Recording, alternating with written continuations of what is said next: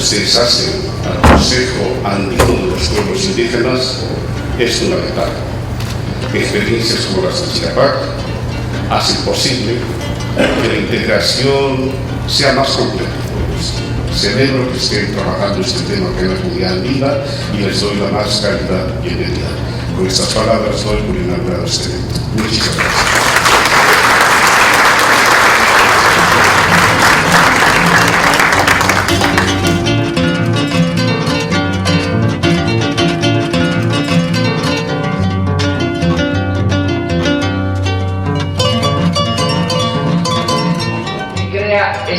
Este marco previo a partir del cual está consagrado, reconocido que los pueblos indígenas tienen la capacidad de elegir su propio modelo de desarrollo y que cuando alguien, un Estado, una administración, una sociedad quiere tomar medidas o disposiciones que afectan a esos pueblos indígenas, tiene que consultar con ellos, porque ese edificio de dos columnas, derechos de los pueblos indígenas y obligaciones de los Estados, tiene una piedra angular que es la base y el fundamento para que el edificio no se caiga, y esa piedra angular es la participación y la consulta. Los pueblos indígenas tienen el derecho a optar, a elegir por su propio modelo, por mantener o desarrollar sus instituciones, su cultura, sus usos, sus costumbres, su cosmovisión.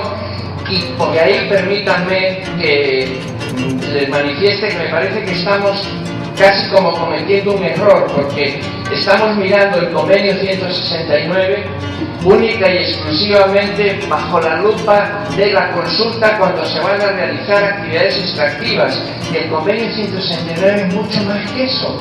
El convenio 169 es una actitud permanente del Estado y sus autoridades que reconoce que esos pueblos estaban antes de que se forme el Estado-Nación, ellos estaban ahí, ellos se incorporan al Estado-Nación con un conjunto de derechos individuales y colectivos, y cuando queremos hacer algo que tenga que ver con su territorio, con su modo de ver la vida, tenemos que consultarlos. Como si alguien viene a mi casa a hacer algo, me tiene que consultar. Es exactamente la misma. Ojo, el tema de la consulta no es porque voy a hacer un megaproyecto, una represa, una mina, y bueno, no me queda más remedio, tengo que preguntar a los pueblos indígenas a ver cómo los convenzo.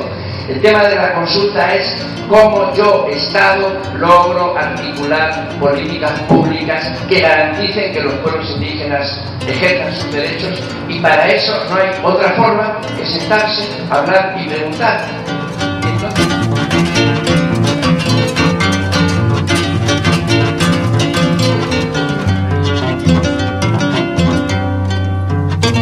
¿Por qué es importante el censo? Por un lado, porque el censo da la información básica de quiénes son, cuántos son, dónde están y cómo viven mujeres, hombres y pueblos indígenas. O sea, es el instrumento más básico para exigir al Estado la visibilidad estadística de los pueblos indígenas. Bien.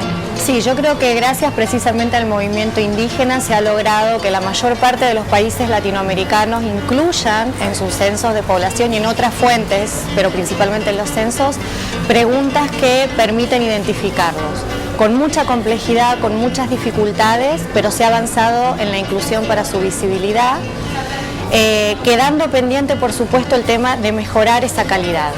Y eso es lo que se pretende mejorar en esta nueva ronda de censos de la década del 2010, en donde ha habido un trabajo codo a codo con las organizaciones indígenas, con los institutos de estadística, en donde la cooperación internacional ha jugado un poco el rol de acercamiento y de trabajo en conjunto.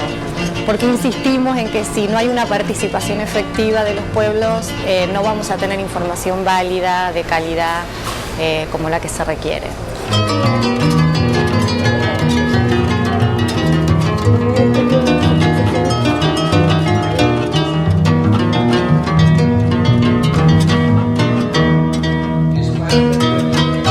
Es importante importante la eclosión que ha habido de circunstancias de reconocimiento, de presencia de los pueblos indígenas, pero también es significativo la persistencia, ¿no?, de la desigualdad en la que se encuentran, efectivamente. Si ustedes agarran todo el aparato estadístico y hacen una revisión de los últimos 20 años, nos vamos a dar cuenta que las cosas prácticamente no han cambiado y en algunos casos están peor también.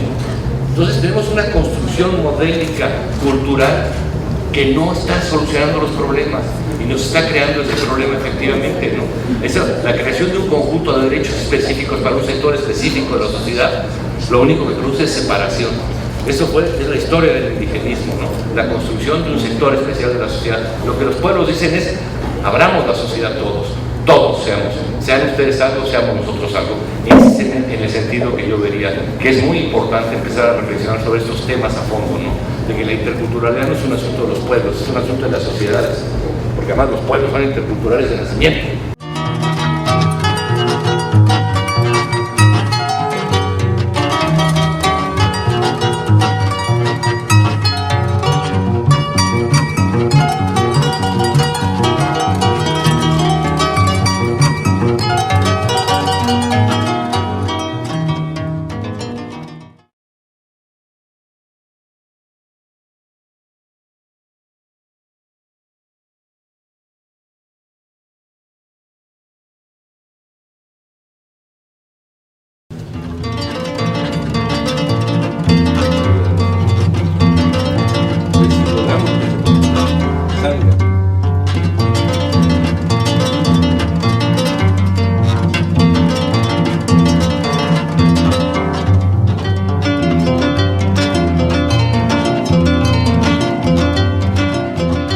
Reconoce ser una nación multicultural o pluricultural, pero no se reconoce como intercultural.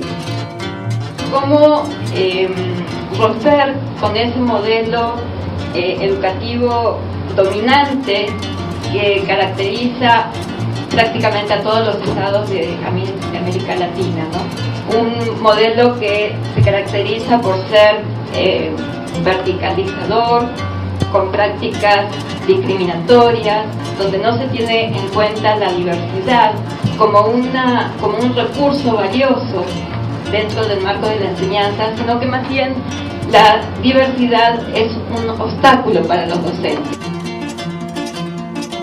Y para muchos de nosotras y nosotros, una cosa es la educación, otra cosa es la formación. Yo no creo que el Estado aún esté preparado para decir que nos puede educar. 2 horas hablando del idioma indígena ya se cree que sí, es una educación bilingüe intercultural. No, es en todo. Es una cuestión en la cual se tiene que ver una cuestión global en toda la educación. Y la formación hacia maestros indígenas e indígenas maestros tiene que tener ambas formaciones, tanto académica no indígena como el conocimiento de indígena dentro de cómo se llama dentro de la formación de los maestros. Yo creo que esos resabios coloniales hay que quitársela a la educación bilingüe intercultural. Y esencialmente la educación bilingüe intercultural se refiere no solamente a una educación dirigida hacia pueblos indígenas, sino es una educación que se requiere ser vista, que es para toda la sociedad, en ese sentido, en toda la sociedad latinoamericana. Del modelo de educación que se ha hecho, un modelo de educación, bueno, de una cultura dominante, indudablemente que es un llamado también a que cada vez más esa brújula hay que darle direccionalidad a esa educación y tiene que ser una educación basada en la educación propia, basada en el proceso de socialización de los pueblos indígenas, basada en la pedagogía indígena.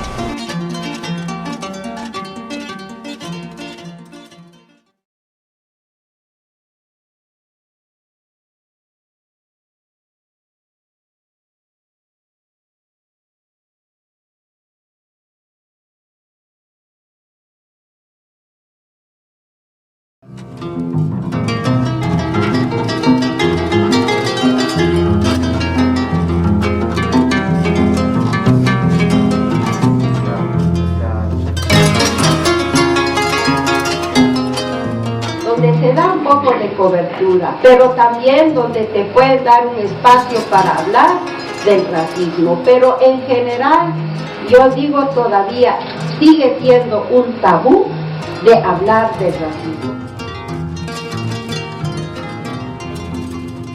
A echarle la culpa a los medios de comunicación, ¿no? Pareciera ser que estos aparatos, si es cierto, son los responsables, ¿no? Creo que más bien son los reflejos de una sociedad. Yo creo que la televisión finalmente recoge lo que la sociedad piensa, ¿no?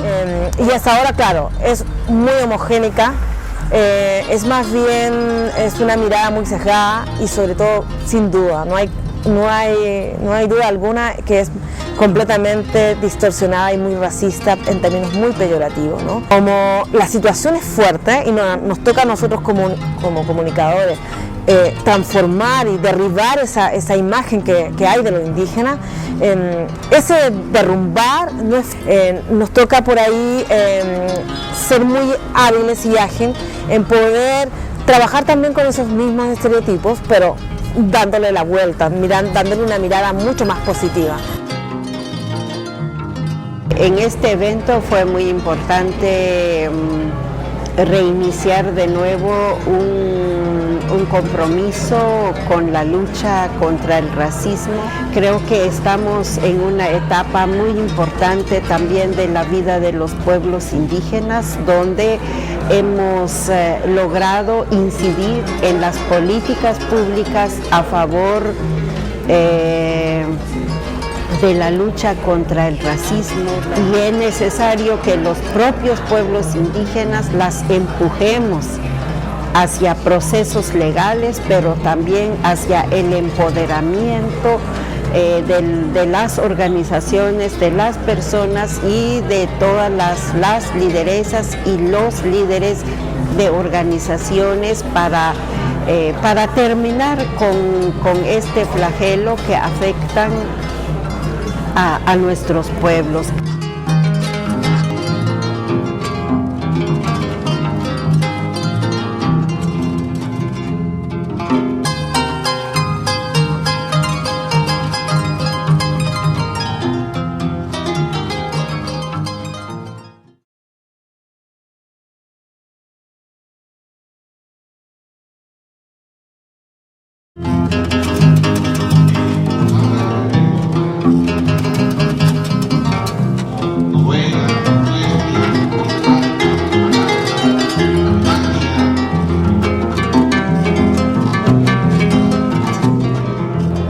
If I understand correctly, in Latin America, the state owns the resources. But the question is, how did they get to own the resources? And I think if you go and try to answer that question, you would see they've done it through legislation, or they've done it through other means that were maybe sometimes violent, like displacing the people and coming into the territory for the resources. But I think it's important that you can still work together in sharing resources. If you put the ownership question aside, everyone should be treated equally in the country, whether it's indigenous or non-indigenous, but working together you can share the resources. So I think it's still possible. I think that the most recent decision by the Human Rights Council to establish guiding principles for business and human rights gives us a new framework of working together. First of all, business now has to respect human rights, and it's all business, big business or small business. So now we have states that are bound by human rights conventions, and corporations now also have to respect human rights. So it's a whole different dynamic.